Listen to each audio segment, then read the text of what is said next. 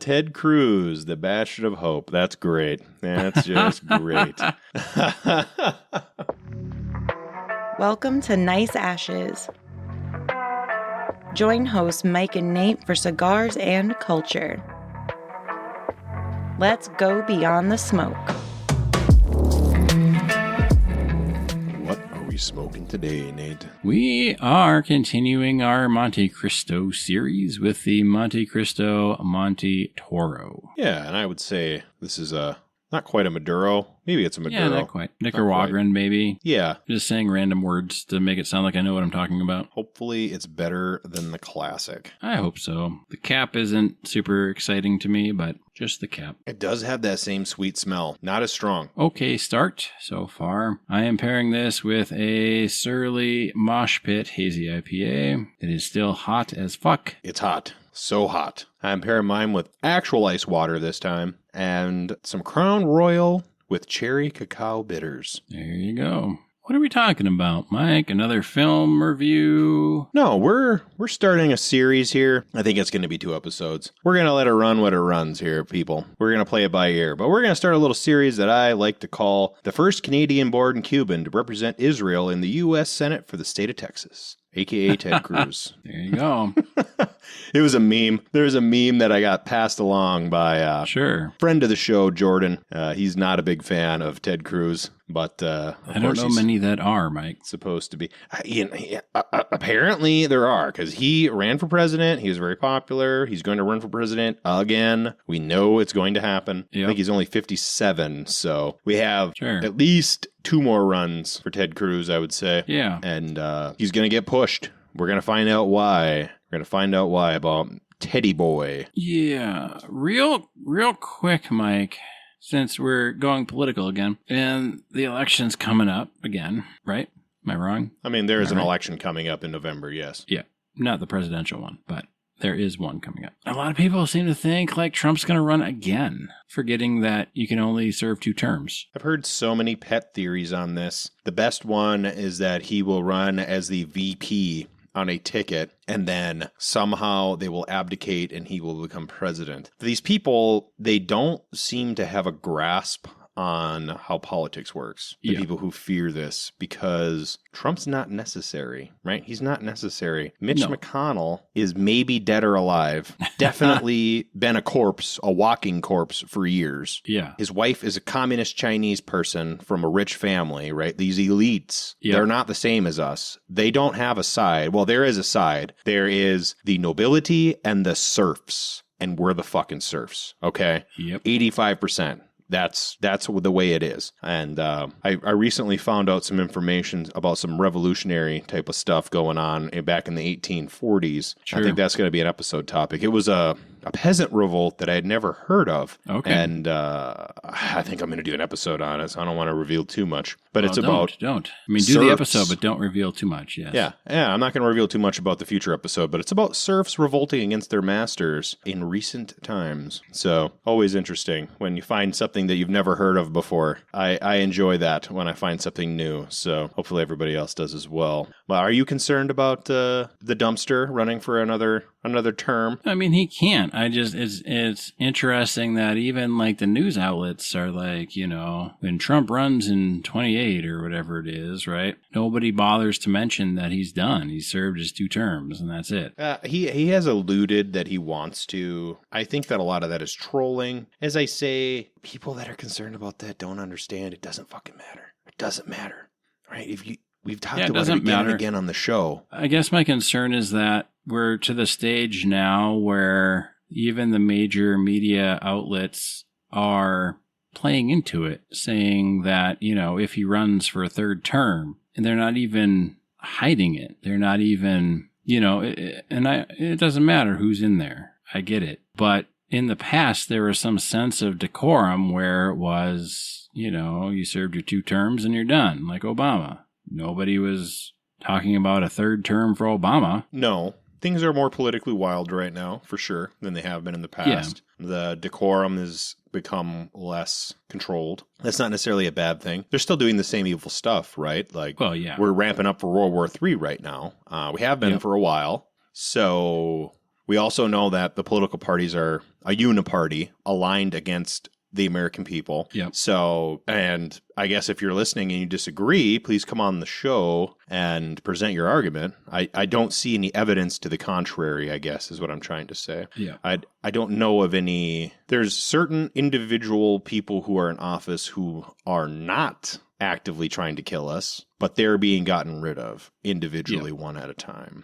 So, or they're being co-opted, right? Like by one method or another, they're gotten rid of. If they're not willing to play ball, then they have to go. I'm not saying it's completely hopeless, but I don't see a method for traditional electoral politics to resolve the problem because both political parties are aligned on every issue of importance. And the only differences they have are for show, right? It's for show. It has nothing to do with policy that affects our lives, right? So nobody's talking about universal healthcare, universal education, welfare reform, shrinking the size of the military, student loans, national debt.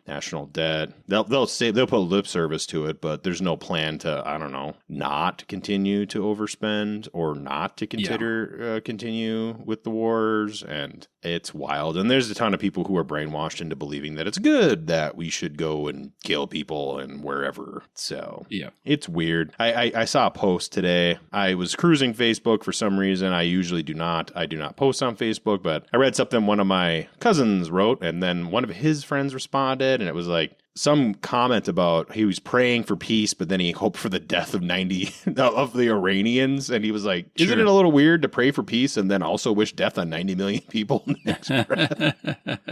and he didn't even see the contradiction. He was like, no, it's fine. Just let the civilians escape. Like, what? This is not the way of peace. If you're some Christian person, well, it is if you're an American Christian, because being an American Christian doesn't mean that you believe in the things Jesus said. It just means that you're part of some weird church, some cult, which we're going to get into later. Yes. Luckily, Ted Cruz, the bastion of hope. Yeah, Ted Cruz, the bastion of hope. That's great. That's just great. So, Rafael Cruz Sr., Ted Cruz's paternal grandfather, was born in the Canary Islands, which was an autonomous Spanish archipelago in the Atlantic Ocean, 60 miles west of Morocco. Nice. The exact birth year is unconfirmed, not atypical for somebody of that era. Also, it's a theme. We're going to continue with this theme. He immigrated to Cuba sometime in the 1930s or the 1940s, date unknown, and he worked for RCA in Cuba. Married a Cuban school teacher and had at least one child, Rafael Cruz Jr. Rafael Cruz Jr. is, of course, Ted Cruz's father. Yep. Ted Cruz's real name is also Rafael Cruz. We're going to get to that. But Ted Cruz's dad was born in 1939 in Cuba. Now, an important note before we begin. November 20th of 1919, RCA was incorporated as a government-directed private company. It was created at the explicit request of the U.S. Navy, right? And you have to remember, before the CIA, the U.S. Navy was running the intelligence service under FDR. This is not a coincidence that FDR, future President FDR, was the head of the Secret Service before the Secret Service existed. It was a conglomerate between General Electric, American Marconi Company, and it was founded to be a strategic national asset managed through private corporate structure. It was largely a cover for U.S. intelligence at that time. General Electric, Westinghouse, AT&T, and the United Fruit Company all had their fingers in the pie. And for those who don't know, GE, Westinghouse, AT&T, and United Fruit Company were all covers for U.S. intelligence as well. Yep. Now, in these, before we go on, in these intelligence companies of this era, about 0.1%, according to statistics, about 0.1% were actively involved in espionage. The remainder, they say, about 25% were probably unwitting assets, and then around that 75% were not aware of what was going on. And that's how these corporations were structured, right? So you had the 1 in 1,000 that were running the intelligence operations, the 1 in 4 that kind of knew what was going on but weren't fully in the loop, and then the 3 and 4 that were just kind of doing their job, right? And Ted Cruz's grandfather was a salesman for a U.S. cover corporation in Cuba. Real weird, right? Real weird. Yep. Also of note, the Canary Islands were a hot spot for U.S. Navy intelligence. This is where the spy game during World War II was going on. right? So Ted Cruz's grandfather came from an area filled with spies and worked for an agency that was doing spy work in Cuba. RCA had the second largest footprint in Cuba. The first was the United States, by the way. Yep. And the expansion of television at this time was all directed by the U.S. government as a way to control the media, right? No. TV expansion was seen as critical to control information in the war against the Soviet Union. No, he says. No, he says. And this all ties in to the Cold War. MI6 operated in the Canary Islands. The United States OSS, which was the OSS was run by FDR before he was president. Shocker. Yep. OSS was alive there. So we got some tie-ins, right? Got some tie-ins. The U.S. Office of Strategic Services was established in 1942. It conducted extensive operations in the Canary Islands and in Cuba. The OSS station in Spain was the largest in Europe. Weird. The OSS was integrated into the CIA wholesale in 1947. So any CIA assets in RCA would have been directly transferred, in the OSS would have been directly transferred to the CIA by the end of the 1940s. The RCA is an exemplary example of where the line between commercial interest and intelligence assets are intentionally blurred by the government. So there's no way for us to know if Rafael Cruz Sr. was involved in any intelligence operations. What we do know is that he was in constant contact with intelligence agents. Had to have been by the nature of his job. He was directly involved with CIA operations in Cuba. For certain. This is no doubt. No doubt. Ted Cruz's father was born May 22nd of 1939 in Matanzas, Cuba, which was apparently a big cultural area which was colloquially known as the Athens of Cuba. A lot of Afro-Cuban stuff, a lot of political radicalism, kind of a hotbed of political radicalism, a perfect place for a CIA operative to be based out of. Again, statistically, 1 in 1,000 chance, right? Yeah. 1 in 4 that he kind of knew what was going on, but 1 in 1,000 he was directly tied in. Ted Cruz's mother was born November 23rd, 1934 in Wilmington, Delaware. She was Irish and Italian in descent. Right? Minority groups at that time, not very well liked. Yeah. Eleanor's father was described as anti-college. He was extremely anti-upper education. Very strange because he would later move his family from Wilmington to Houston, Texas, where Eleanor enrolls in Rice Institute. Right? And we'll get into that later. Okay. But just know that Wilmington, Delaware is where DuPont is based out of. DuPont, of course, a major government contractor with CIA ties. And Houston, Texas is the head of the oil and gas industry there, also with ties to the CIA. And Rice University, also with ties to the CIA. But only a 1 in 1,000 chance Ted's grandfather had anything to do with the CIA. Only a 1 in 1,000 chance. Statistically, just randomly, only a 1 in 1,000 chance, all right? Yep. Now his grandson is in politics, heavy into politics. But, you know, I mean, he's a U.S. senator that's going to be running for president again. Again, right? And again. So, Ted Cruz's grandfather was actively employed by RCA in Cuba during the height of the Batista regime. Hey, I know that Cuba guy. in the 1950s was America's most lucrative Caribbean commercial investment. There was $1 billion invested by the CIA in Cuba to control the population. Is that 1950s billion or adjusted today for today's dollars? I don't know. I didn't go that far. I'm sorry. The Dulles brothers were heavily involved with RCA in Cuba. They represented the United Fruit Company and the Department of State and all these things. What it is to say is that RCA's Cuban business relationships ran through the U.S. Embassy's commercial attaché. The standard interface between American business and diplomatic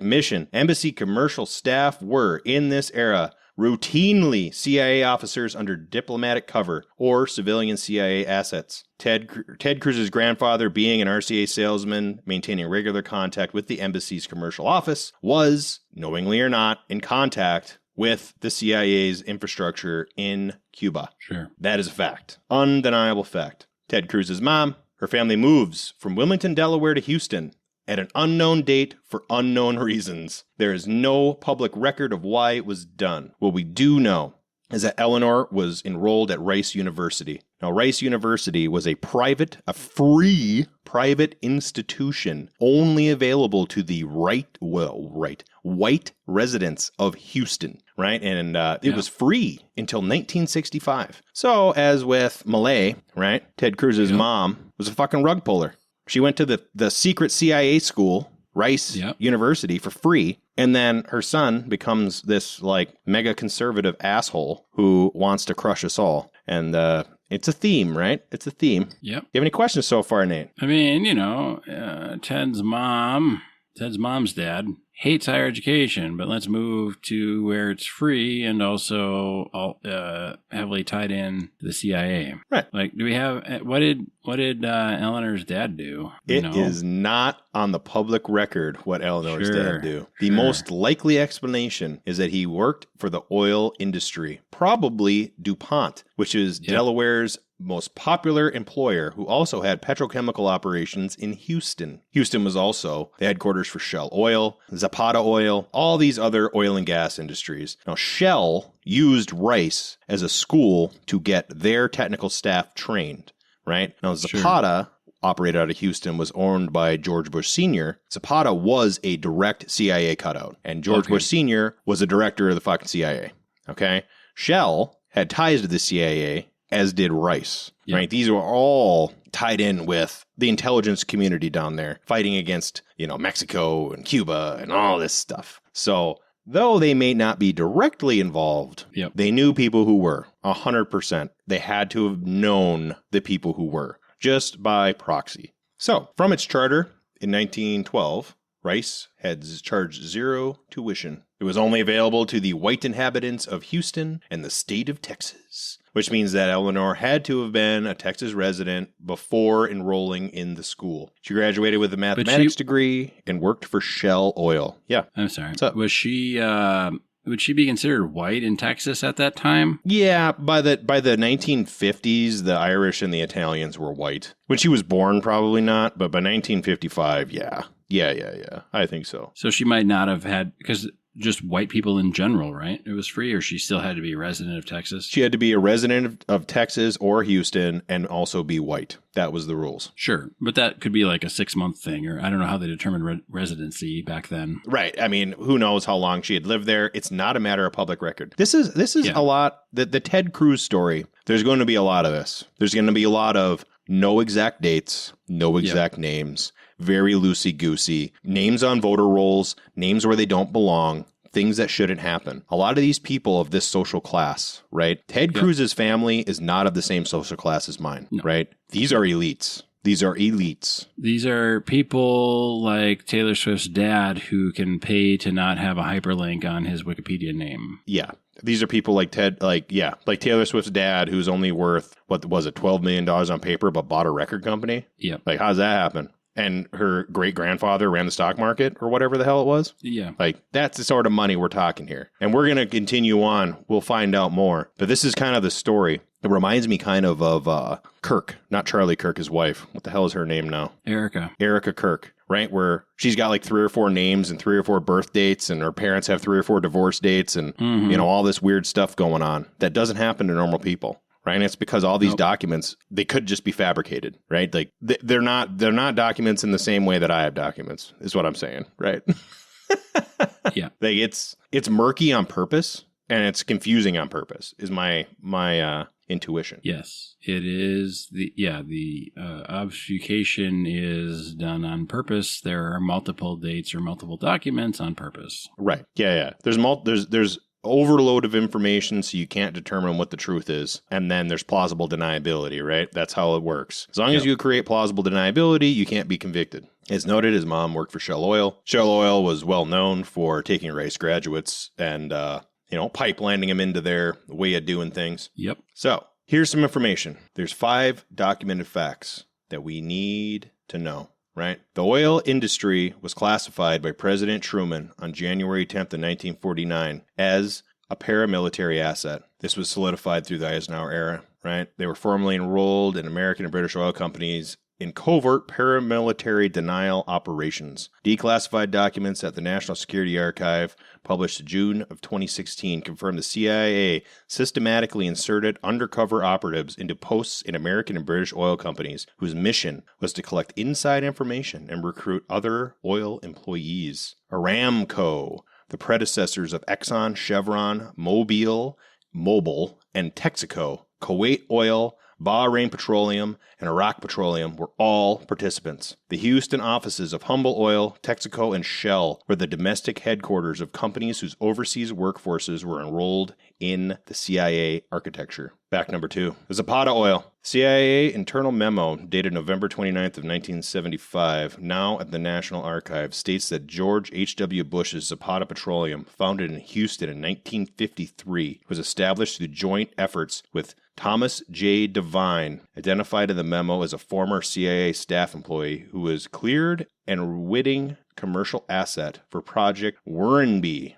right? CIA operation. Devine accompanied Bush to Vietnam into CIA commercial cover capacity. Zapata moved its headquarters to Houston in 1959, right? Remember Rice, this institute, fed all these oil companies that had all these CIA ties. And they had free tuition till what, 65? It was tuition free until 1965 and only available to white residents of Houston and of Texas generally. Yep. And it was feeding these oil companies who were all officially tied in with the CIA. Yep. According to government documents, which I am giving you the names of right now, you can look it up yourself. The Rice Board of Governors Chairman George R. Brown of the Brown and Root construction dynasty arranged in the mid-1950s for Humble Oil to donate 1,020 acres near Clear Lake to Rice University, which was then offered to the federal government as an incentive to locate a major space installation in Houston. The reason why NASA is there is because Rice, which was a CIA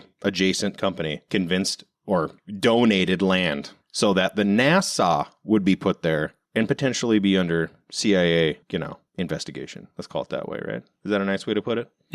Yeah. Brown had personal relationships with Senate Majority Leader Lyndon B. Johnson and Congressman Albert Thomas, who was chairman of the House Defense and Appropriations Subcommittee that controlled NASA's budget. It was said at the time that our decision is that the laboratory should be located in Houston, Texas, in close association with Rice University. And Rice began NASA research collaborations in 1959.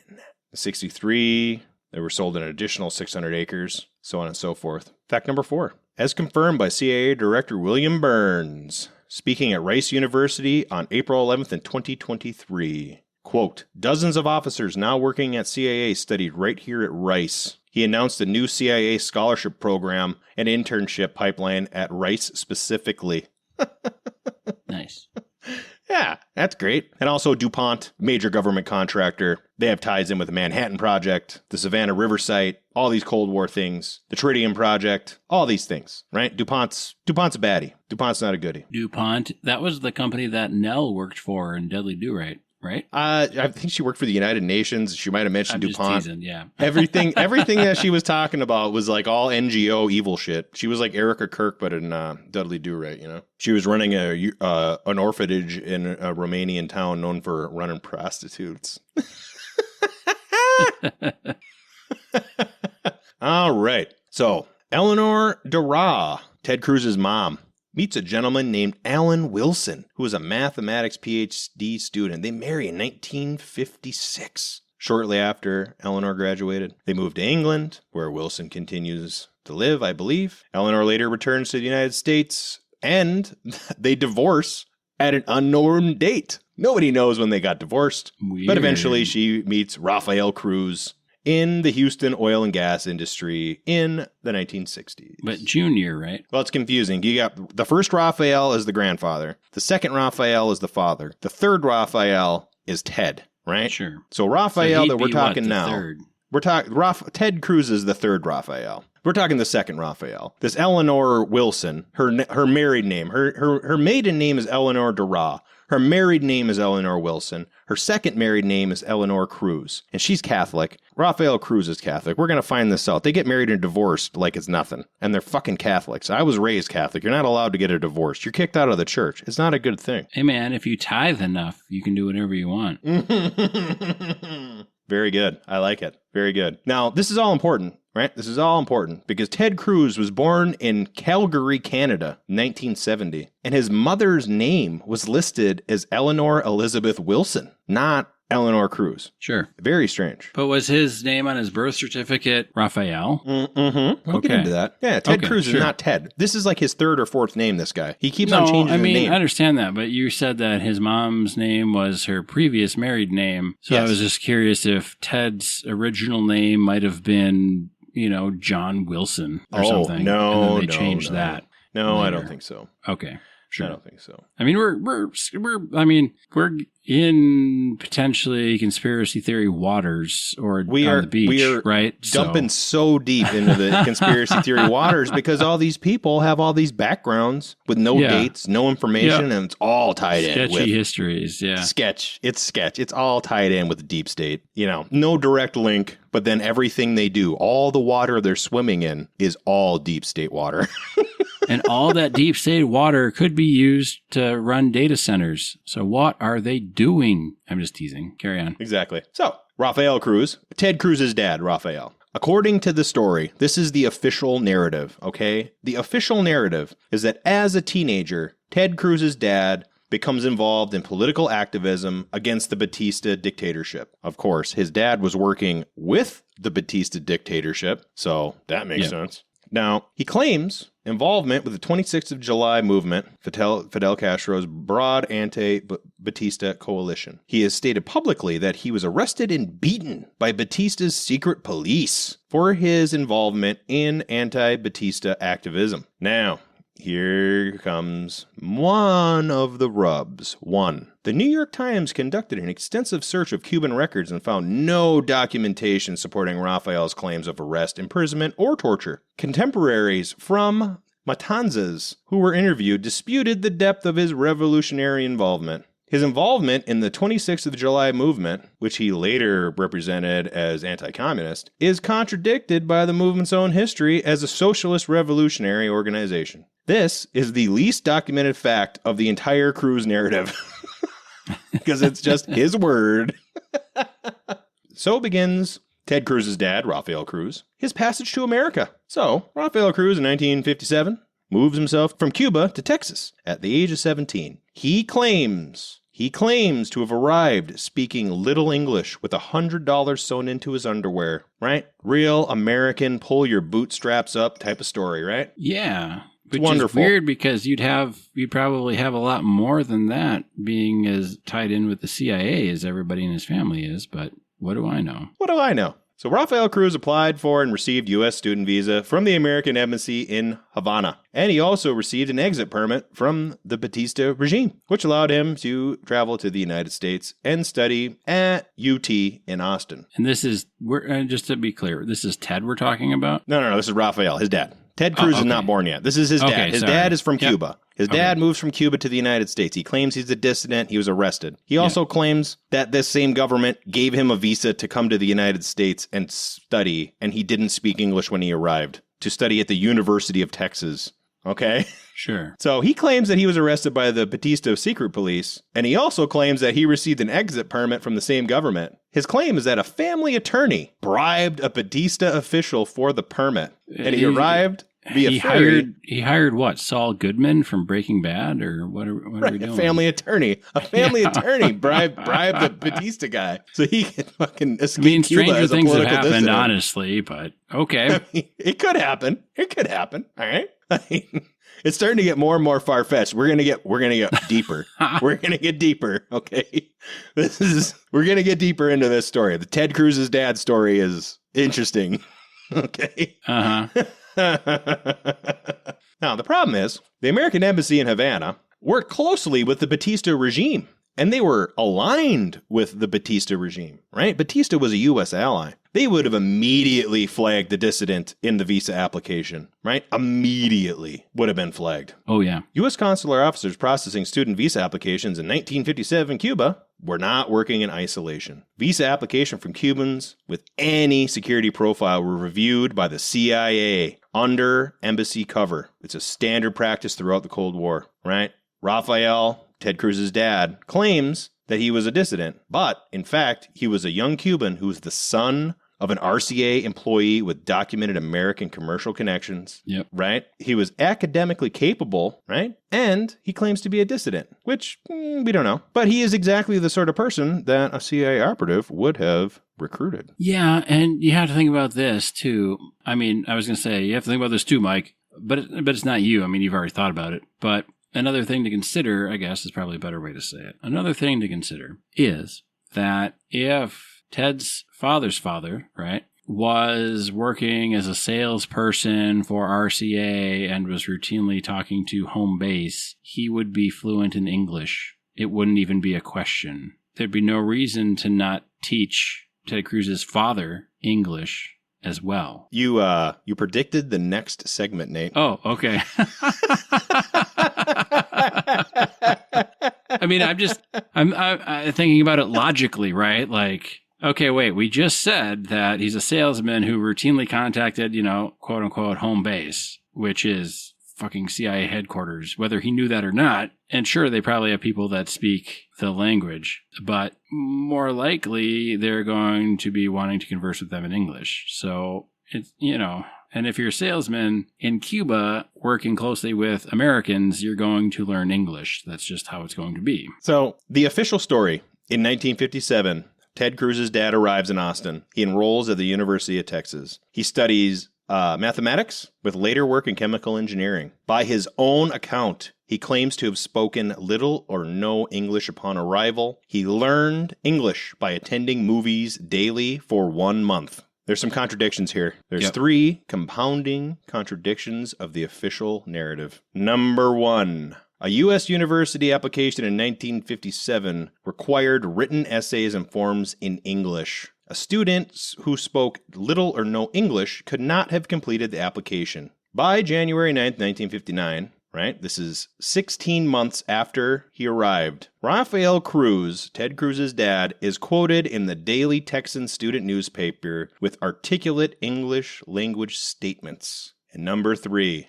The University of Texas had no classes in Spanish. A mathematics student must read English and write English to pass coursework. So either Rafael arrived with significantly more English skills than he claims, or he received institutional assistance with both the application and his coursework. So there's a lie. There's a lie there somewhere. We don't know what it is. Going on. There's something going on. We're not going to point any fingers here.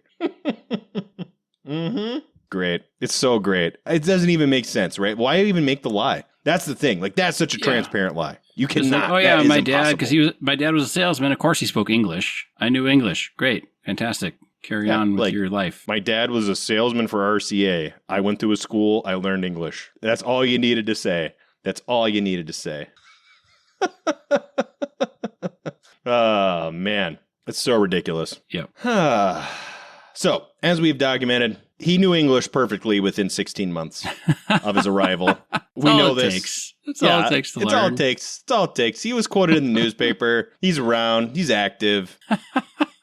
We don't know, all right? So, 1959, the very first year that Rafael Cruz is in the United States, he marries a woman named Julia Garza in Texas. Almost like an anchor marriage, you know what I mean? Like an anchor marriage. Don't exist, Mike. Well, you know, the thing is, yes. Yeah, the thing is, Batista fled Cuba in January 1st of 1959. Yep. And then on January 9th of 1959, he marries an American woman and he can't get deported. And Ted Cruz is pretty anti-immigrant. I don't know if you've heard this or not. You should listen to his speeches. I know how anti-immigrant he is. I know. He's not for the immigrants, but his dad, was a Cuban immigrant who married an American woman so he couldn't get deported, right? And he lied about his cover story. We know that. Yeah. This marriage is never discussed in public. It's mentioned in the family biographical records. They were only married for 4 years, and they divorced, of course. That's how it goes, right? He's on a student visa until 1966. He remained in the United States illegally. The Cuban community was largely allowed to live in the United States illegally during the beginning of the Cold War. This is well documented. It doesn't need any special treatment, right? Sure. These Cuban guys that were in the United States were allowed to stay here illegally by the government for political reasons. So he was illegal. We're going to get into it. He's done some more criminal acts he should probably go to jail for, but we're going to get in there. Oh, yeah. August 7th, 1966, LBJ signs the Cuban Adjustment Act, which allowed any Cuban national who's been in the U.S. for at least 1 year to adjust their immigration status to legal permanent resident. This is how Rafael Cruz stays in the United States. He informally was allowed this status. English. Despite speaking no English. This was called the wet foot, dry foot privilege, right? Which Rafael Cruz embodied. Fucking hilarious name, by the way. Oh, I know, right? Sorry to everybody that was, born 2000 and beyond, and that's super cringe to you. But I mean, you don't do this stuff like they used to do nowadays. We have to call things all politically correct. Right.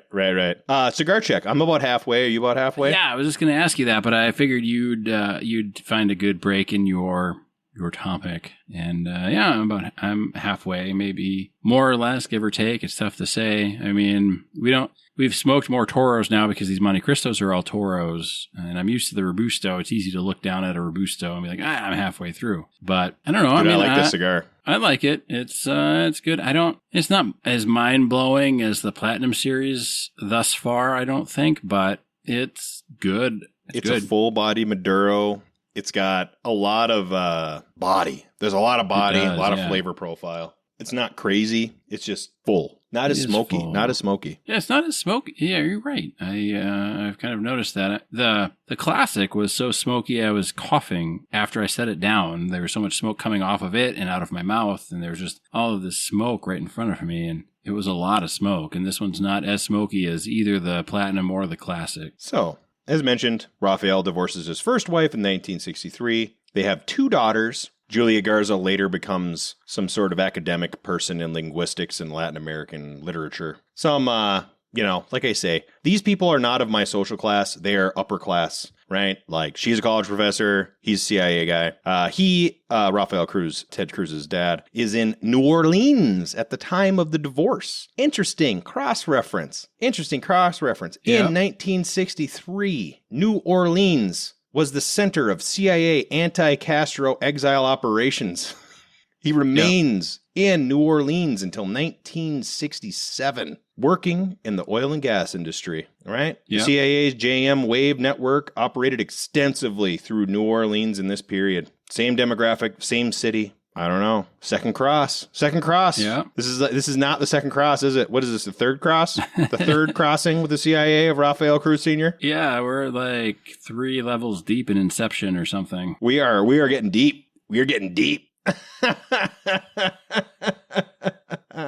So, following his UT, he moves to New Orleans, as we talked. A lot of CIA stuff going on. Now we have a problem. We know where he lives. He was registered to live at Jackson Street, right? He meets Eleanor Wilson, Ted Cruz's mom, in New Orleans, right? Likely through... City of Love. Yeah, City of Love. Likely through their shared careers in the oil and gas industry. Shared CIA operative status.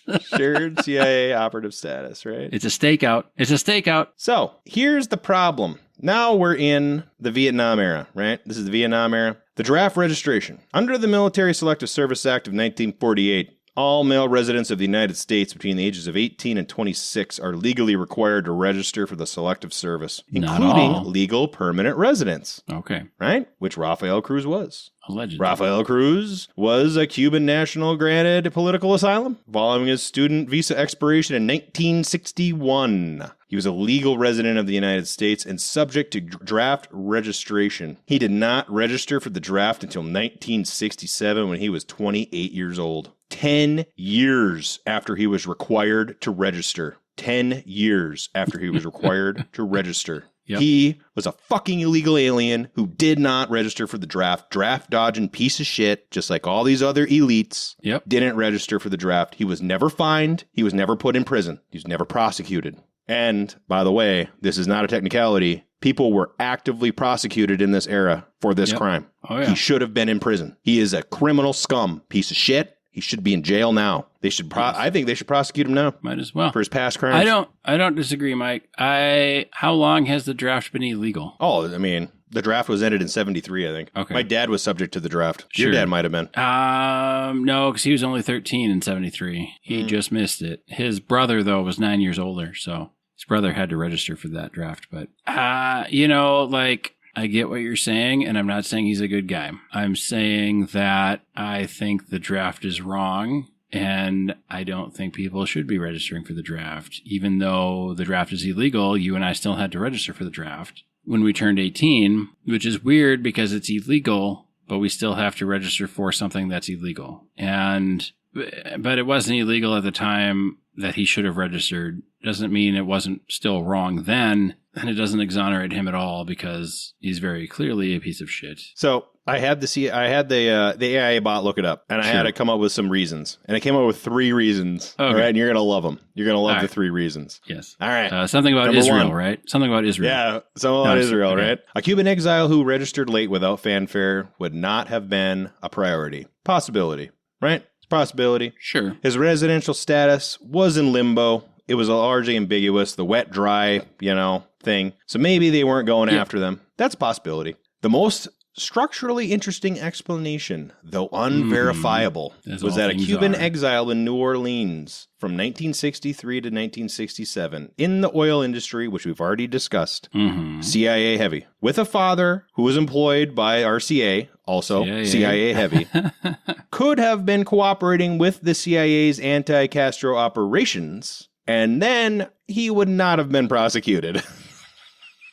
Yeah, I mean, so I could see that as a excuse, though it doesn't exonerate them. But very clearly, if you're a CIA asset family and you're from Cuba and you're working for a CIA cover and you're from Cuba, then it's easy to fit in with Cuba to do things against Fidel Castro, which makes sense. It does make sense, but it's not according to right. the official narrative, he's not involved with the CIA. He's just an oil and gas guy. Yeah. And they did have some exemptions, I think, for people in critical infrastructure roles. I don't think that I don't think gas salesman. He did seismic data processing. Sure. I meant like the grandfather, right? Like, I don't think gas salesman or even seismic processing. I don't know how integral that is to keeping things running on the home front.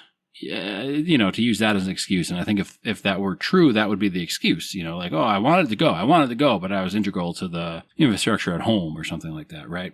Right. So we know that Rafael Cruz met Eleanor, future Cruz, Wilson, future Cruz, and they were together, and that he no longer lived in New Orleans in 1967. We also know that by 1969, he had started a Canadian corporation doing gas operations, right? Seismic data processing in Calgary, Canada, right? And they moved there. We don't really know when. But we know that by 1969, they get married in Houston, Texas. Now, for the 2 years in between there and the other place, they don't know if they were living in Canada in 67. They don't know if they were living there in 1969. They don't have a lot of records of where they were at, right? It's the 60s, We just man. don't know. It's hard to tell. We just don't know. We don't know. We have no idea. But we do know that Ted Cruz was born in Calgary, Canada in December of 1970. Yeah. Right? So now we got this elite Cuban guy with CIA ties up the wazoo. Yep. We got this woman with CIA and oil industry ties up the wazoo. And now they got this half Cuban, half American, possibly, born in Canada. So I have a quick question, Mike. Yeah. Only American-born Americans can run for president. So because both of his parents were American, he's American, but he was born on Canadian soil, do they have the same, if you're born on Canadian soil, you're also Canadian? So you've nailed it on the head, Nate. We're going to talk about it. All right. If we're going to talk about it. Man, logic is crazy sometimes. we're getting there. We're getting there. It's almost like Mike assembles this stuff according to logic, and then I'm just prompted to ask the right questions, I guess. Yeah. Right? It's like there's a plan. I know it doesn't seem like it when you're listening. Yeah. But there's a plan. There's a promise. plan. We want it to sound conversational. That's why I don't read the stuff. And Mike usually doesn't send me the stuff for his episodes because I want to ask similar questions that a listener might ask. And then, sometimes it throws Mike for a loop because I asked something he didn't consider because he's too close to the source material or vice versa, right? Right. I love it. I love it when you ask me that because then, then it's like, oh, well, now my whole thing changes. It's destroyed. Yeah. Episode over. It's ruined. It's ruined. So, December 22nd in 1970, Ted Cruz is born at Foothills Medical Center in Calgary, Alberta. He is registered as Raphael Edward Cruz, the third Raphael Cruz. Was he just registered as Raphael Cruz, or was he registered as Raphael Edward Cruz? No, just Raphael Edward Cruz, not the third. Is that like when Paul and Chani had Leto the Second, and then Leto the Second was killed, and then they had Leto the Third, but they insisted on calling him Leto the Second? Right. Sure. Okay, I'm with you. Yeah. Something like that. Something like that. It's a little bit of a shotgun wedding. They were married in 1969. They had a baby in 1970 in December, so it looks like they had plenty of time. I'm not trying to cast shade on these people who keep on getting married and divorced like it's going out of style. Bunch of Catholics getting married and divorced. I mean, for Catholics. Anybody else is Catholic. different. We don't do that. Catholics is different, right? On his birth certificate, his mother is listed as Eleanor Elizabeth Wilson, not Cruz. Very strange. And his father is listed as Rafael Benevido Cruz, right? That's why he's not Raphael Cruz III. Sure. I guess my question is, and I don't know how it works in other countries and even in different states in the United States, right? A lot of times on these birth certificates, I know for sure on marriage certificates, because obviously you don't change your name until you get married, but sometimes they ask for the maiden name on these forms. Sure. I don't know if we're making a mountain out of a molehill here or if it really is something weird. Again, like they hide the dates on all these things because they're rich enough to do so. So it's kind of hard to tell, but it might not actually be nefarious. It might just be the Canadian form. I have no idea. It might not be nefarious. We're going to get into the nefarious part here. Oh, sure. Because there is some nefarious It parts. is still weird for sure, but I'm just saying like the different forms and working in an industry now where there's an international presence, the forms are not the same as the American forms. So there might be some confusion and there might be some different things required. That's all I'm trying to say. I'm not trying to say that the cruises are fantastic and we should have a parade for them. That harkens back to the Obama birth certificate fiasco, which was total nonsense. Yeah. Because no matter where he was born, his mother was an American citizen. There was never any question about that. Yeah. So it's irrelevant where he was born. Yeah. Also, they had a whole bunch of information that he was born in Hawaii. There's no reason to lie about that. He could have been born in space. It didn't matter. It's irrelevant. Yeah. Completely irrelevant. Yep. So the Cruzes live in Calgary. Their address is confirmed. I'm not going to give it out. It's not important. Doxing. And Ted Cruz was known as Rafi as a child. This is going to be important because he keeps on changing his name. And we're going to talk about it later, but he was known as Rafi as a child. Interestingly enough, a Canadian federal electoral roll obtained by talking points lists Eleanor Cruz, Mrs., and Raphael Cruz under the Canadian registration roll. And by Canadian law, only citizens are eligible to be on the federal electoral roll. Right? And Raphael Cruz, Ted Cruz's dad, he is a Canadian citizen. But his mom was listed on the voter roll, and only citizens can be on the voter roll. And that was in 1974. And you had to live there for at least 5 years to be able to be there as a citizen and stuff. So it looks like, possibly,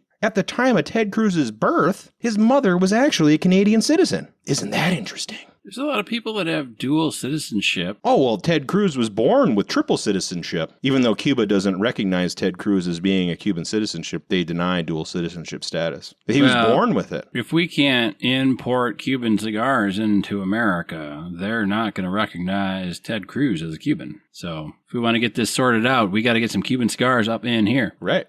So Mike's like, that's an odd take. No. I think that until we can import Cuban cigars, Ted Cruz should be not allowed to be a U.S. citizen. I mean, his mom was on the Canadian voter roll. We don't know. Now, her being on the voter roll, but as far as we 74, know, she didn't give up her United States citizenship. She didn't renounce it. That's a possibility. Well, I mean, it's a possibility. These people are international elites. They do whatever they want. They do whatever they want, but there would be no reason for her to renounce it. She could be dual or triple she's a U.S. citizen. Yeah, her citizenship was never renounced or anything like that. Sure. So then that would pass on to him regardless, even if she's a Canadian citizen. Possibly. It's an argument. It's an argument. Yeah, it's an argument. It's an argument. I know that he... A better argument than they had against Obama. Way better argument than they had against Obama.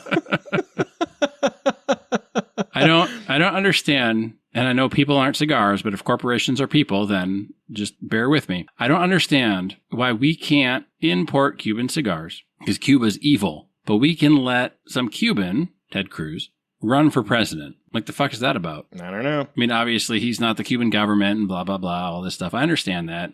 I'm just making a profound and very flawed kind of logical argument. Like, what is the real reason behind all of these things? Like, it's because Ted Cruz is part of the international elite clique, and they do what they want. Yeah, I was going to say it's because some people high up in our government can't make money off of Cuban cigars, so we can't have Cuban cigars. But Mike's focused on the Ted Cruz thing, so both are fine. Both are fine. This Mike guy, he just keeps on talking about Ted Cruz. I want to talk about cigars. Welcome to our Ted Cruz podcast, where we occasionally mention cigar. No, I'm just teasing. I'm giving Mike a hard time. So, along the same vein, strangely enough, I'm not sure if you're reading along. I hope you are. I mean, I've got the thing. I've at the beginning I was reading more, and now I'm kind of reading less, and just because my natural questions are feeding into your outlines, so I'm reading less because I don't have to, because I can just ask my questions and it kind of feeds into the stuff. Because you've set it up in a way that would prompt me, I guess, right, to ask the right questions anyway. So. Oh, I set this up well. You guys can see my notes on our website. It's highlighted. Whatever I'm looking at, it's highlighted, and then we have background information. It's the same thing as you always see. They're all the same, more or less. And for those of you who don't know, it's our Patreon page, which is linked in every episode description, and we put a lot of free stuff up there, background information and things, and we have some paid stuff that is usually stuff that's too spicy to post online, anti-Israel stuff. Maybe, I don't know. I've never listened to it. I don't know. It's not anti. It is critical. All right? Critical. There's a difference. It's questions. I have questions. Like Glenn Beck, I have questions. That's all. Yep.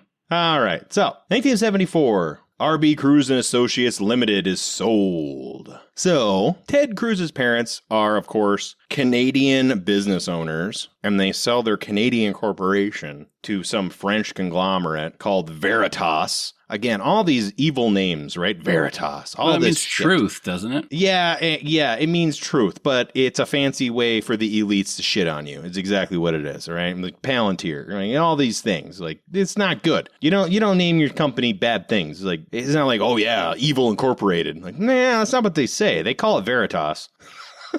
Right? Yeah. Veritas is the opposite. Whatever they call it, just think of the opposite. That's what it is. So this company gets sold to this big conglomerate, and now it's all turned into this stuff. There's a whole bunch of explanation in the document, but apparently it's now traded on the stock exchange. I don't know if they have stock in it still. Hard to know, but there's a ton of money being made off of that stuff. Oh, yeah. So upon returning to Texas, their marriage disintegrates. They get a divorce. Again, another divorce for these Catholics. Yet another divorce for these Catholics. And this is Ted's divorce dad number 2 for both. and Divorce Ted's number mom. 2 for both. So apparently Raphael goes through a period of personal crisis, becomes an alcoholic, and eventually becomes an evangelical Christian. This is 1974. Eleanor raises Ted in the Houston area as a single mother. A single CIA mother.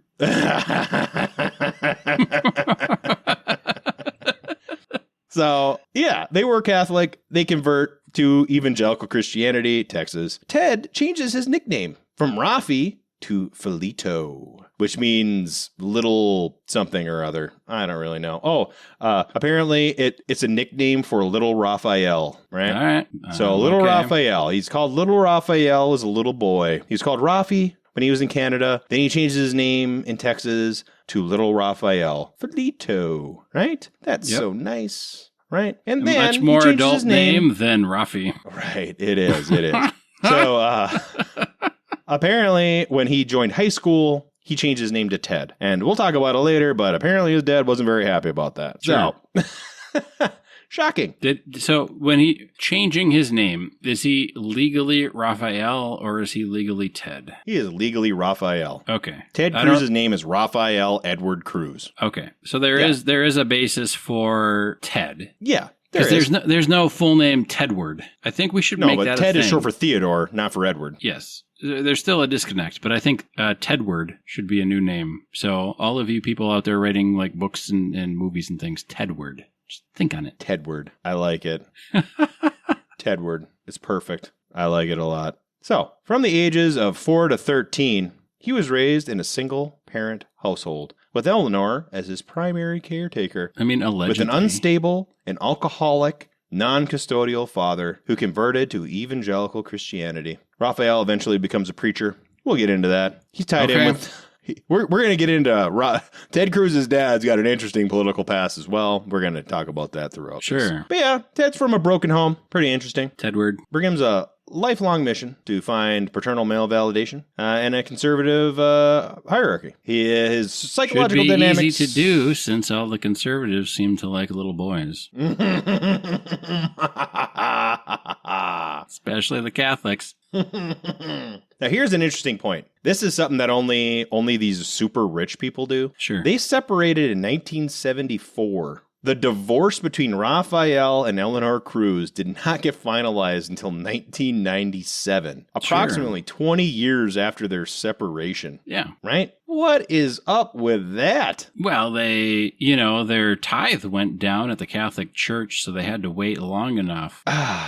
It's so weird. It's so weird. They were married for 23 years, separated. Yeah. And then got divorced. Very strange. Very strange. I wonder how strange it is. And I'm not a fan of Tedward or Tedward's family.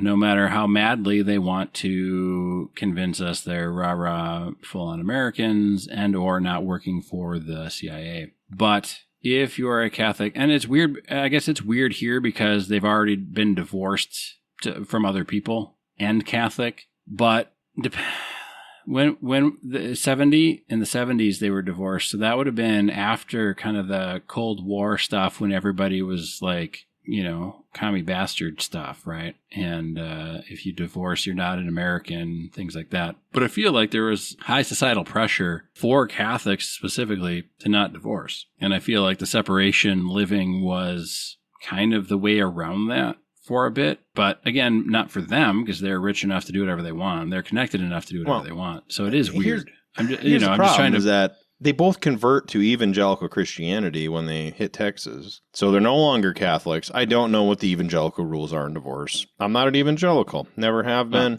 Never will be. Yes. I know even that if you were, evangelicalism in Texas is vastly different than evangelicalism anywhere else. Well, outside the South. Like Southern stuff with religion is drastically different than the coasts or the upper Midwest. Like, they are crazy. I don't know about crazy. Crazy is probably not the right word if you're from the South and you're listening. I didn't mean crazy. Passionate. I'll say crazy because I was raised as a Minnesota Catholic, and we don't really believe in it. So yeah.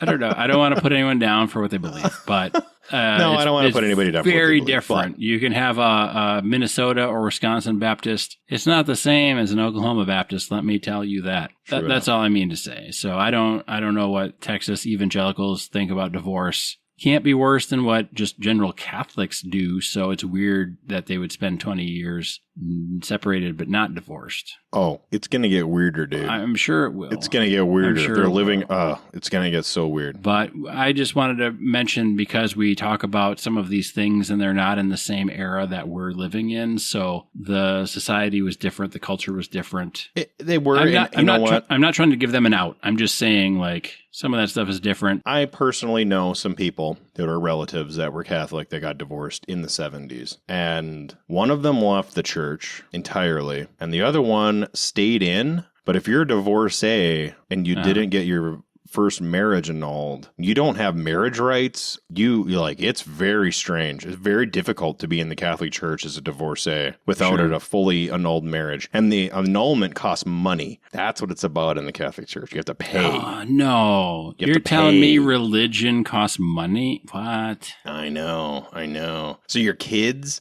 they can go to Catholic Church, but you're not allowed to go to confession. You're not allowed to take the sacrament. You're not allowed to do all the things that you're supposed to do as a good Catholic. So you can like go to church and see your kids do the confession and do the confirmation and do all that, but you're not allowed to do it. You're not allowed to do any of that stuff, right? No Eucharist, no confession, no heaven. You're going to hell. That's where I've got a problem, because you've got, so the Bible states, if you believe that marriage is a sacrament between two people and God. And God is the only one that can join two souls together. And when one of the two parties commits adultery, let's say, in the eyes of God, that marriage is over. So to have some sort of financial burden to a church who claims to speak for God, when God clearly states in the Bible, assuming you believe in the Bible and you believe the Bible is written by God or by humans guided by God, that are trying to financially benefit off of your lot in life, let's say, seems to me to be disingenuous at best. Speaking of disingenuous religion, Ted Cruz was baptized at the age of 8 in the Clay Road Baptist Church. And according to multiple acquaintances at this time, they described Ted as 3 stages ahead of other children intellectually. Smart guy. We're going to get into it, but he is a smart guy. Intellectually brilliant guy.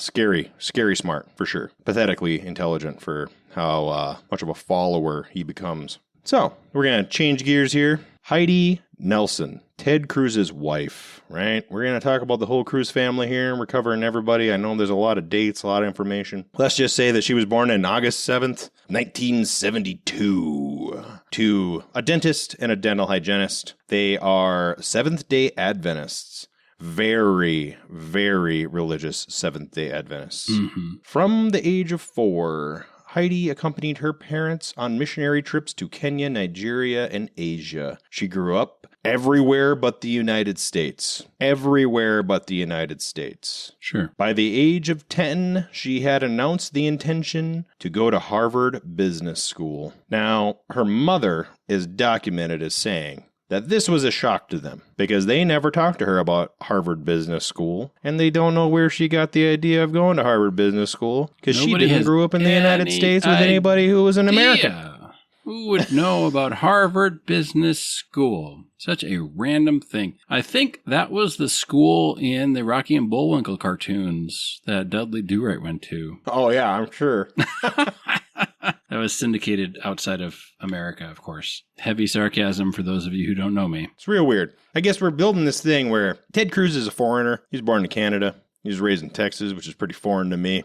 And his wife was born in California, but because her parents were religious psychotics, she didn't live in the United States as a child. She grew up on mission trips, right? She grew up in mission trips. Yep. And by the age of 10, she already knew she wanted to be an elite global power broker. Weird. I'm on mission trips, helping poor people, but I want to be an elite power broker when I grow up. I will say, Seventh-day Adventists, the AI was not very comfortable with me calling them a cult, but Yeah. They have cult-like tendencies, okay? That's all I'm saying. They have cult-like tendencies. We're going to get more into her education later. Just let it be known that she spent her childhood growing up overseas. And then she immediately goes into boarding school. So, like rich people. I mean, these are both rich people. So, they're born into the purple. Born into the purple. You're not letting a feudal lord or whatever the fuck from the medieval ages marry a serf's daughter. Right. That's a romantic fantasy. That's not how this works. So, we're going to do a little sidetrack because we got to talk about Ed Young Sr. Ed Young Sr. and the Second Baptist Church. This is going to be very important for Ted Cruz later. So, Ed Young Sr. is recruited to become the pastor of the Second Baptist Church, which at that time had about 300 members. The long story short is that in the modern day, there are 94,000 members of this church. They have $1 billion worth of assets, and they are currently in a lawsuit because the Young family has disenfranchised those voters and stole away that $1 billion asset from the members. This hit the news in 24, I believe, because it's a big lawsuit. They're currently in litigation right now. All right, because they no longer have voting rights on this church, and Ed Young Sr. is the head of this big church, and they're just taking this money to use for their own personal issues. I think there's like 12 board members or whatever, and those board members are now in total control, and they're still in court. That's the main thing. Huge mega church. And we're going to talk about the members of the church. Over $1 billion in assets, this church? Ed Young Sr. became the head pastor of a 300-person church in 1978, and he grew it to a $1 billion church with 94,000 members by 25. So I guess the rejoice and be glad because great is your reward in heaven doesn't mean much to these people? I mean, I like Jesus a lot, but I don't like any of the people who say they're his friend. I tell you that. I mean, there's the whole point. Like, if you don't have rewards here, you get rewards in heaven. Like, that's the point. Like, you're not supposed to have it here. A quarter, but but I guess they do have the jerky here and the grape soda here, so it's different. It's different. It's real different.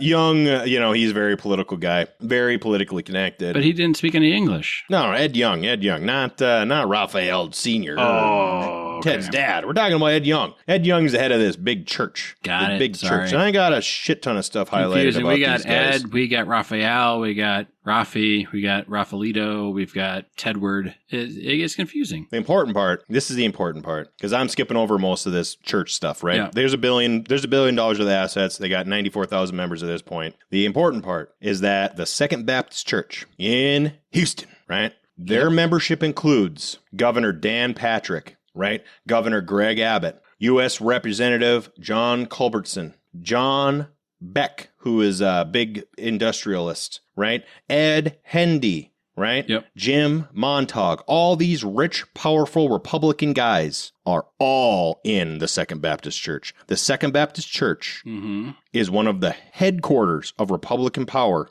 in the state of Texas. Mike, like Ted's grandpa just talked to the CIA headquarters every day for his job. Coincidence.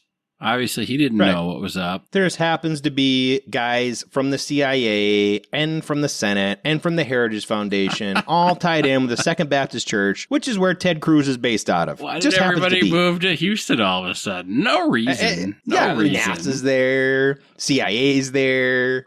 Fucking the CIA school's there. We all work for the CIA. They made us move to Houston. I mean, we just chose to move to Houston randomly. Yeah, the moral majority is based out of there. We fucking left the Catholic Church and became part of the church that all the ruling class people are. It's just a coincidence. It's a coincidence. It is a coincidence. They're not all tied together. They're not conspiring.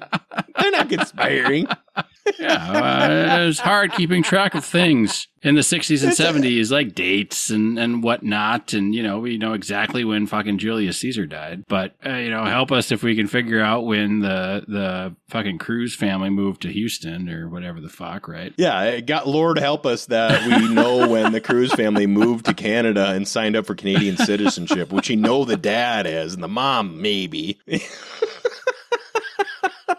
They're definitely tied in with every major Republican person in the state of Texas that runs out of the Second Baptist Church, who now stole all the money.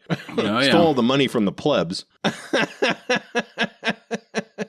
So, back to Ted Cruz's dad. Ted Cruz's dad has some personal crisis. By 1980, he is a born-again Christian, right? And he espouses dominionist theology, the Seven Mountains Mandate. Have you heard of this before, Nate? It sounds vaguely familiar. So the Seven Mountains Mandate is a belief by certain evangelical Christians that Christians, quote-unquote Christians, must take control of the 7 social spheres: government, education, media, arts, religion, business, and family. And by family, they mean your family. Yeah. They mean your family. They want to be in charge of your family, not their family, your family, right? Yep. Rafael Cruz was tied in with Jerry Falwell Sr.'s Moral Majority, founded in 1970. He was one of the original members of that organization. He campaigned for Ronald Reagan through the Moral Majority and Jerry Falwell Sr. I remember Jerry Falwell Sr. Do you remember Jerry Falwell Sr.? Nope. Oh, you don't remember Jerry Falwell Sr.? That's the guy that, the guy that published Hustler.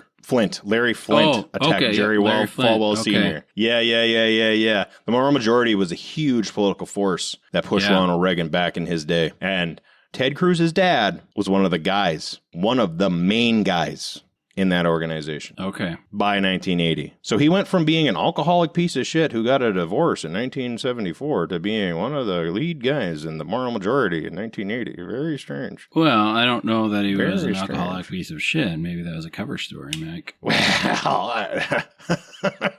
that's a conspiracy. That's not the official narrative, Nate. I thought they didn't have an official narrative because they blacked out all the dates on everything. I like it. That's great. Now you're feeling me. You're finally on board. You know? I've never not been on board. You've been dancing around it. Let's just fucking call it what it is. I know we're trying to be like non-judgmental or whatever, but fuck all these people. Yep. So, Ted Cruz's dad, heavily tied in with the Moral Majority. He's got all these CIA ties. He's got all these Moral Majority ties. He didn't work for the CIA, man. What are you talking about? Oil industry ties. Draft dodger. How are these draft dodgers always war hawks? Always the case. I never met a war hawk that saw his friend's leg blown off in Vietnam. You know what I mean? Never saw one of them. Never seen it. Never met a guy who saw combat who was big into military. Nope. I know a lot of old military guys I've ever met or talked to that was in military. Was not a huge proponent of military action. Very strange. I have. I've met a lot of short-timers. I met a lot of short-timers who spent most of their time on a ship on base. Those guys, they're pro-military. The guys who were in for long enough. We're talking real military people. We're not talking. Look, Mike, that'd be like me saying oh yeah, I'm an electrician because I put in a couple outlets. It's not the same. It's not the fucking same, man. I know a lot of guys who are lifetime, and not one of them are the military's great. You spent your whole career in anyone who's been lifetime, anyone who's actually seen combat action, they're not all for it, man. They're not for it at all. No, they're not, Mike. They're not even necessarily against the military. It's not that they're against the military as a structure or they're the military against the as a government. Mission. They're against the bureaucrats. They're against the government. They're against needlessly dying for something that was sold as something else. They're maybe patriots in the true sense, right? They went and did things for the country, and the people that run the country would not do those things, and maybe could not do those things. Would not, could not. I don't know. I mean, would not is probably the most accurate, because they had the opportunity to sign up for the draft, and they chose not to. Well, I know that the veterans I know seem to be very disappointed we haven't had a military veteran president since H.W. Bush. Yep. That's been a long time. And they keep on starting wars. I thought George W. was a fighter pilot, wasn't he? He was in the Air Guard based out of Louisiana. He never saw action. Saw action. But he was one of the few that actually was enlisted. He was enlisted. He was involved. There's a lot of records that show that he might have went AWOL a couple times. He was being a rich kid. That's a fact. I mean, yeah. I'm just saying, we've got people that are literally building golden statues of Trump, who's a draft dodger. Yeah. So he was a draft dodger. I mean, and I don't like Bush any better. than Trump. It's just, if we're going to split hairs, then let's fucking split them. There we go. So, at the age of 13, Ted Cruz was recruited into the Free Enterprise Institute. He was enrolled by his father, right? His father being moral majority, tied in with Jerry Falwell, all that. Yeah. The Free Enterprise Institute is a conservative think tank, an after-school program run by Roland Story, a retired energy industry executive. CIA, anybody? The FEI meets Tuesdays and Thursdays, 2 hours a session. They indoctrinate the children into Milton Friedman, Friedrich Hayek, F.A. Mom Mises, and Frederick Bastiat. They memorize the U.S. Constitution, the Federalist Papers, the Anti-Federalist Papers, and they do debates on the Constitution. So at 13, he became part of this Free Enterprise Institute. It is CIA-adjacent mind-washing, brain control for youth in Houston, right? And this is where he starts creating personal ties himself. Yes. Cruz in 1985 was selected among the FEI's larger student population as one of 5 participants in the Constitutional Corroborators. This is an elite subgroup who wear blue blazers and run around and perform at Rotary clubs and Kiwanis clubs and exchange clubs in Houston. What do they perform? Little fake debates. They do fake debates. Who's on first? Mm-hmm. They do fake debates. They do right-wing presentations. The important note is that these groups that they're performing to are not random civic organizations. They are all of course the business ties of the Houston area, which we have discussed. Surprised they weren't having them recite Ayn Rand. They're evangelical. They can't do Ayn Rand.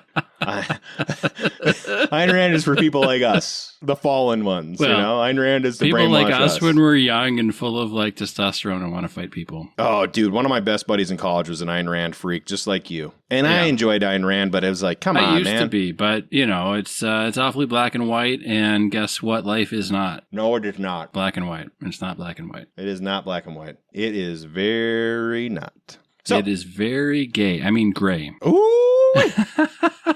But in the 90s way, gay. In the 90s way. Yeah. 1985 was Ted Cruz's junior year of high school. He transferred from his Christian school. So I forgot to mention, Ted Cruz, all private school. He never attended a public school. He was at private Christian schools. Neither did his mom, and she got free tuition. Yeah, and so was his mom, who got free tuition, and then rug pulled. Yep. Yes, that is correct. Lest we forget. Lest we forget, right? Lest we forget. So he transfers in his junior year to the Second Baptist School, right? Second Baptist School, this big-ass institution with all these rich, powerful people. That's where he transferred. Just randomly. Right? No reason why. Just randomly.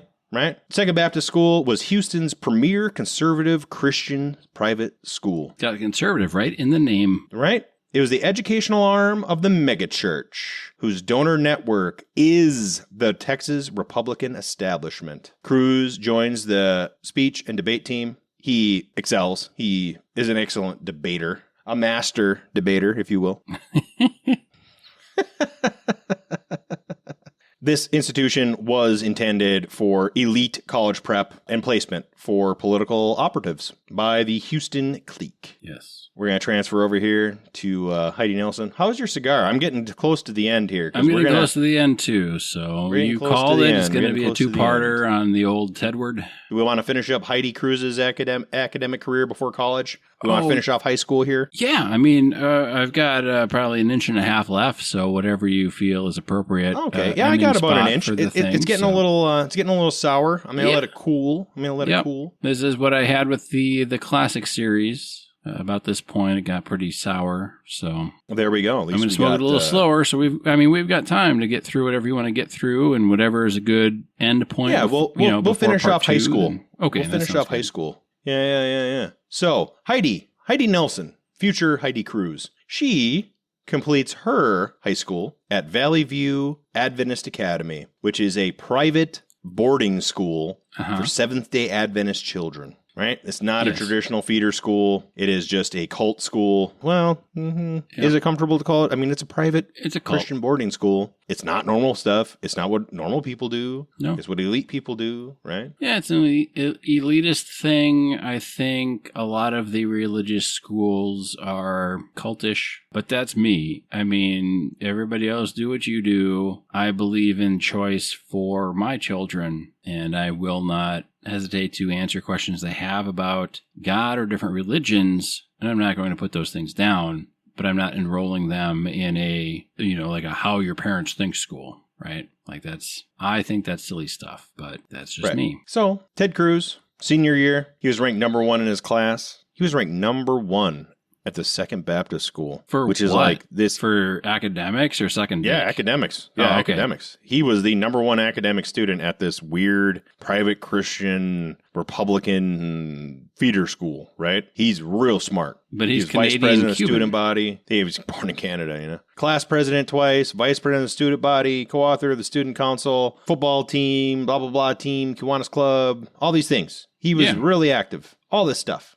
He also he was the top 0.5% of PSAT scores, right? Real smart guy on paper. Real smart guy. Really, though? I mean, look, dude, when I was in college, I worked at the Student Athlete Writing Center, and this was the Student Athlete Writing Center, and they only had strict guidelines my last year there, which was you cannot write on behalf of the students. They need to write their own things.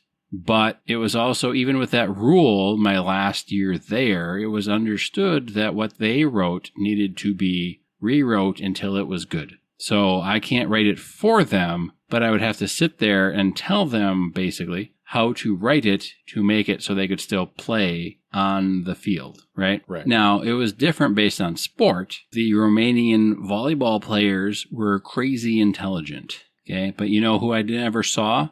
And I went to school with Adrian Peterson, and he was Vikings quarterback for a while. He was there. I never saw either of them in the writing center. They had private tutors. So you could tell me Adrian Peterson was the top academic in his class, which might be true, but most likely not, if you know what I mean. Dude, I know exactly what you mean. One of the great regrets of my life is I quit playing football. Not because I was ever going to be a good football player, but I was intelligent enough to get a football scholarship. Yep. Solely because I could go write the papers for the other football players on the team.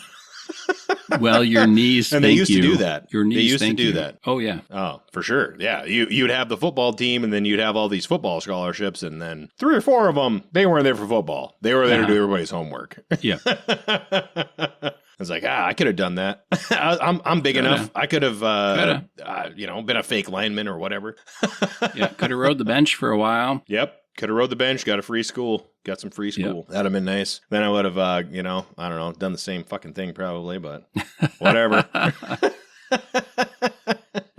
So, I don't know. Ted Cruz ends up going to Princeton. So, I mean, we're just saying he's potentially smart. We don't know. Difficult to say. It's pretty clear to me through and I will defend Ted Cruz. How is it that I am defending Ted Cruz on this show? I will defend Ted Cruz. I'm asking you academically, I think that Ted Cruz is gifted, right? He can memorize. That's what being academically gifted means. You can memorize and repeat. Memorize and repeat. But what has been clear thus far, because we're now at the end, we're done with high school. We're going to college. We're going to bring these guys up to snuff. Of course, Heidi is a bit younger, so her school doesn't quite start yet. Ted Cruz graduated high school in 88. Wait, her school doesn't start yet? How much younger is she? She's 2 years younger. She's 2 years. She graduated high school in 1990. She didn't even start fucking kindergarten yet, and I'm like, oh my God. No. She's 2 years younger. Yeah, famously, she's not attractive. So anyway, we're going to get into that, Is she tied into the CIA, or are we getting into that next episode? Oh, we're going to get into that next We're going to get into that next episode, baby. Okay. Oh, yeah. All right. We're going to get into that next episode. She's tied into. Sure. Of course. Obviously. Why else would they be together? Obviously. Fucking rando, Seventh-day Adventist, and a goddamn Southern Baptist. fuck's going on. Right. We know the what's trend, going dude. on. There's a trend. I'm not saying that it's true. I'm just saying that a lot of things happen to align. Well, There's a lot of alignment. I mean, honestly, like all of this stuff makes sense. If you can understand that Grandpappy, oil salesman talking to CIA headquarters once a week or whatever it was. No, RCA. He's RCA, TV salesman. Sorry, He's a RCA. TV rep. Yeah, RCA, TV, which rep. was explicitly designed by the United States government to control the masses. Salesman contacts RCA headquarters once a week. His son is big oil man, probably also talking to CIA headquarters once a week or more. And then he was in the right places at the right time to do so. Let's put it that way. Yes, we don't know because, redaction, right? Or whatever. He was at all the right places at all the right times. Yep. Coincidentally, for no reason whatsoever. You could argue that the whole marriage was orchestrated because if they moved to Houston for no reason, like the grandmother, right? Yeah, the grandmother. The mother. Oh, the mother, sorry. If she moved to Houston for no reason, then, obviously orchestrated to some extent. So here's the deal. I think you're going too deep because there doesn't need to be orchestration. There only needs to be guidance, right? Well, we've opportunity. All you need is opportunity. That's it. You just let it fall. Because if you have enough assets spread out over time and space, the stars will align on their own. It's you don't need direct Gesserit involvement. Program, That's the man. best. Yeah, it's Bene Gesserit program, wheels within basically. wheels, dude. Wheels within wheels. That's all you need. You've got male assets and female assets, and you put them together, put enough of them together, you're going to get a Tedward. Yeah. There's only 100 senators. Yep. You throw 1,000 out, you get one back. That's all you need. That's all you need. It really is. It really is.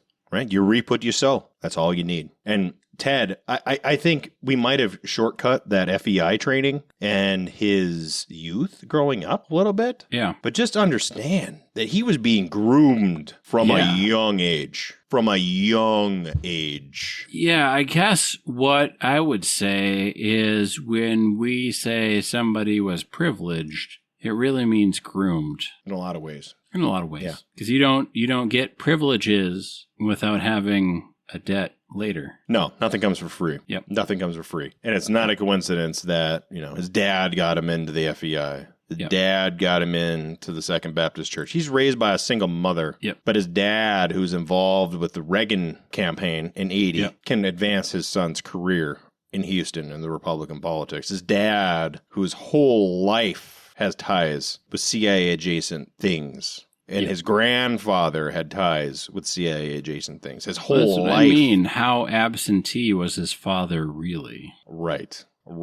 I mean, not that absentee. Obviously not. Not absentee enough to where he wasn't mad when his son changed his name to Ted, which is documented. His dad was mad when he changed his name to Ted because he felt it was rejecting his Cuban heritage. If he was absentee, he wouldn't even have known that. You know what I mean? Like, there's plenty of deadbeat parents out there that don't know shit about their kids. Right. Deadbeat dads don't get their kids into the premier CIA training program called the FEI, right? Yes. Like, you don't get into that weird club of like right-wing ideology training without some political clout. You just don't. Well, and especially in the era that we're talking about, where this is before the moms really had a say in that sort of thing. Right. And she went to Rice. She went to Rice. She was worked connected. For Shell. She was connected she owned for sure. An oil company. Like, these are connected people. These are connected people in right-wing politics. I'm just saying, in the era, from what I understand, no matter how connected and well-to-do the mom is, the dad's kind of the one to open the doors, from what I understand. I might be wrong. That's the story we're told. I was not alive then. And the only people I know who were alive then are peasants. So for peasants, it's true. What is it like for the elite? I have no idea. No idea. I'm not of their class. I just know the struggles Hillary Clinton has had trying to become president. And it's got to somewhat be true, right? Right. Well, Hill Dog, she's had a hard life. Maybe as a counterpoint, maybe that's the straw she drew at the pizza party was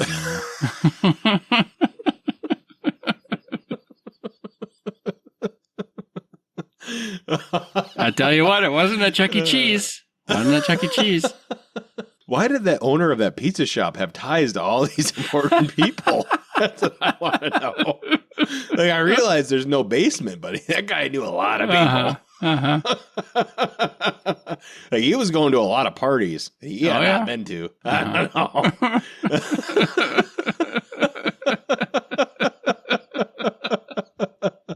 Very strange. Very strange. Yes. So I guess, as a little recap, my cigar is done. Yep. A little recap. Ted Cruz's childhood is the childhood of an elite who was fed into the Republican machine of Texas politics through one method or another, however you want to put it. Yes. Right? The Second Baptist Church, still one of the most powerful organizations there. They're so powerful, they're going to steal $1 billion from their constituency, for God's sakes. Yep. It's going to work. It's going to work. There's no way that they're not going to. All day, every day. All day, every day, right? These people are just corrupt, evil scum.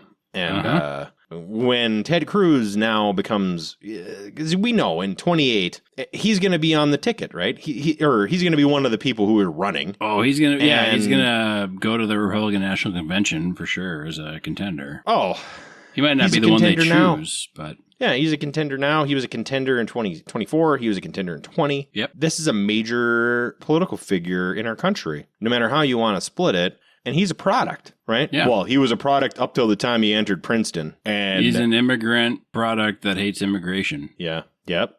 Yeah, his dad should be in jail. Should have been in jail. Yep. Draft dodger. Illegal immigrant from Cuba. Yep. Liar, right? Like, we know he had to have spoke English before he came here, and he lied about it. Like, there's this weird pull yourself up by your bootstraps story that is so out of place. It does not make sense. Why would you even make up the lie? Yeah, it's manufactured. Like, whatever the truth is, it's not what he said. That's what we know. It doesn't even, and that's the silly thing, is it doesn't even really matter. No. Just say you spoke English. Who cares? Yeah, my dad taught me English because you know what? He was an immigrant from Spain and Cuba, and he talked with the American Home Office, whatever. Like, fine, cool. Yeah, you learned it, right? Like, you learned it. Your dad taught you at the fireside or whatever, right? Like the fireside chats, right? That's American. That's rah-rah. Like, yeah, strong paternal, strong parents, blah, blah, blah.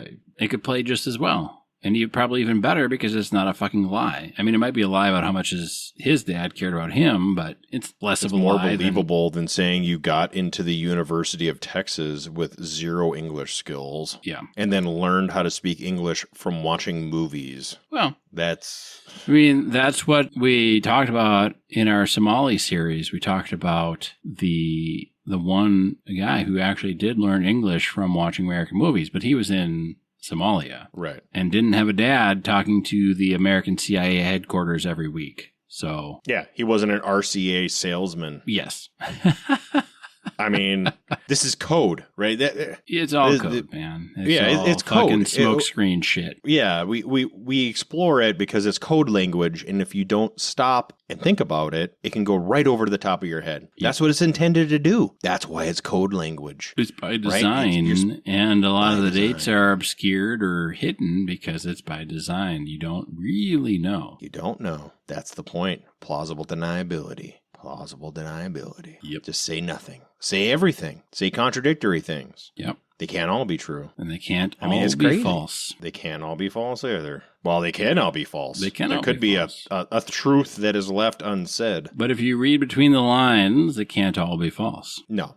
Reading between the lines, you can see exactly what it is. 1/1000th of a chance. CIA operative moves to CIA headquarters city. Future wife moves to CIA headquarters city. Child becomes CIA headquarter fucking church religion blah blah blah. No, it can't possibly be CIA. No. You know. And no Operation Mockingjay here. Nothing like that. Nothing like that. It's crazy because this isn't even that far flung a conspiracy. No, we know what's going on. They've admitted to it. In front of your face of what is happening here. Yep. Yep. If you cast 1,000 seeds and 1 returns, that's all you need. Yep. All animals are equal. Some are more equal than others. Don't be a Benjamin. Right? That was the horse's name, wasn't it? Yep.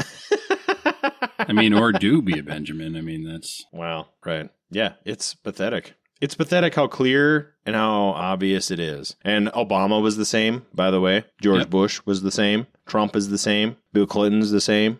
George Sr. was the CIA director. We know what that story's about. Yeah. Right? Reagan's the same. Jimmy Carter's the odd man out. Gerald Ford was intelligence, Yep. right? Nixon, he was deep. He was deep, yeah. and he was on the wrong side. He lost his battle. Yep. That's why we think he's a bad guy. He lost his battle. He lost But he was it. deep. He went too far.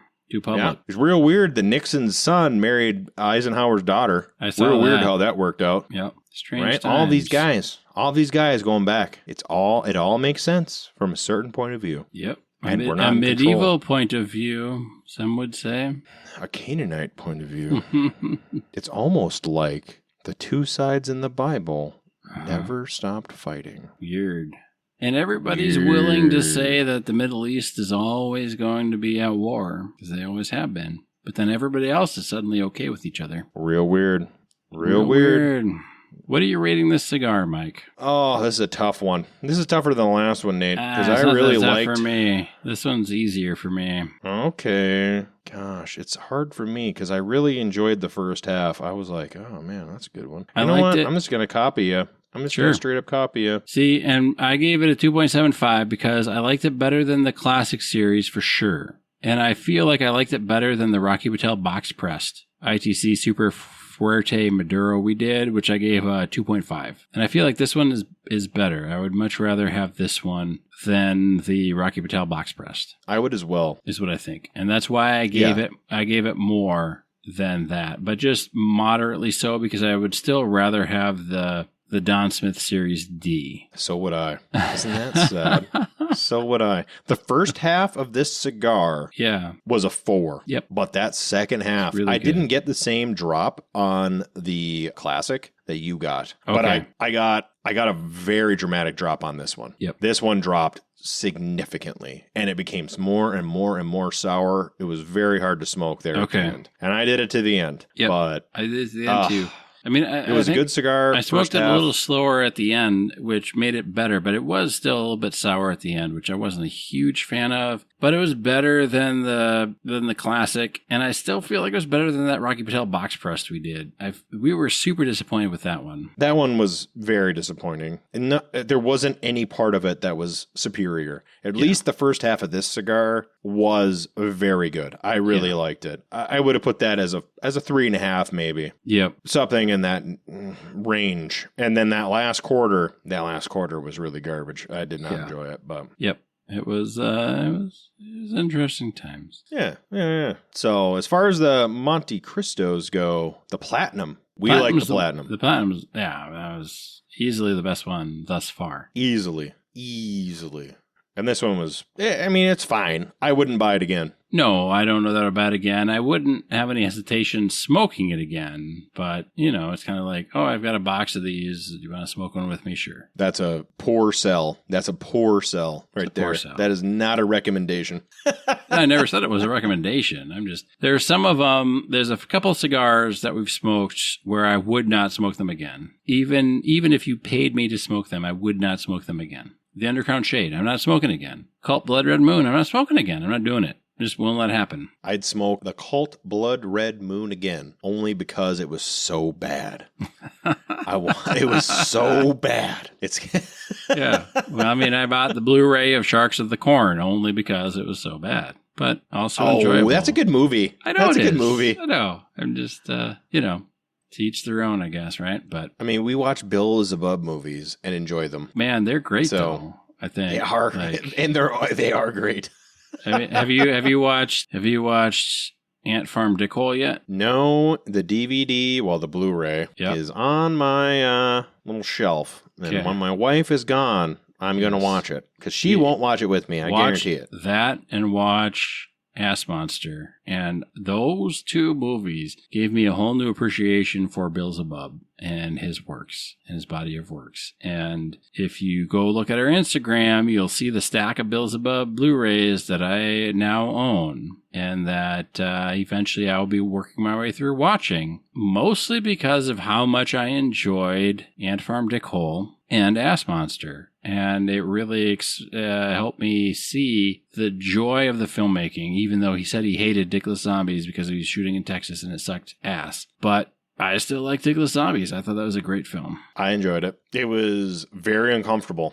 The hover growth. Well, that was very uncomfortable. Was that not Dickless Zombies? I thought it was Dickless Zombies. No, Dickless Zombies was the woman picking up phones in the field, and the tattoo guy, and the girl dying in the sauna. Movie. Yeah. Yep. Got it. Dick Nato was the uncomfortable hovering. Oh, yeah. Okay. Yeah, the girl dying in the sauna. The one that fell into the pool. Yeah. Yep. The one who suddenly couldn't walk in high heels. We even questioned whether or not she'd ever worn high heels before. Yes, we did. With how she was walking around. And it was either she'd never worn them before or she was quite intoxicated on things. We don't know what, but it's... She was very thin. That's all I know.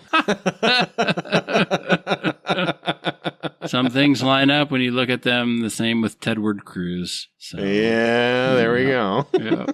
But we'll do part 2 of Ted Cruz coming up. And I think we've got a fairly exciting rom-com episode coming up soon, too. So excellent. Yes, indeed. Thank you for listening. Check out our Patreon. Give us a like and follow on Instagram, Spotify, whatever. Leave us a comment or review. Doesn't have to be good. Any interaction is good in our eyes. We are, hopefully, by the time you're listening to this, we're over 900 followers on Instagram, which is amazing. And thanks for everything you do. Thanks for listening to us. And we'll catch you next week. Be safe, have fun.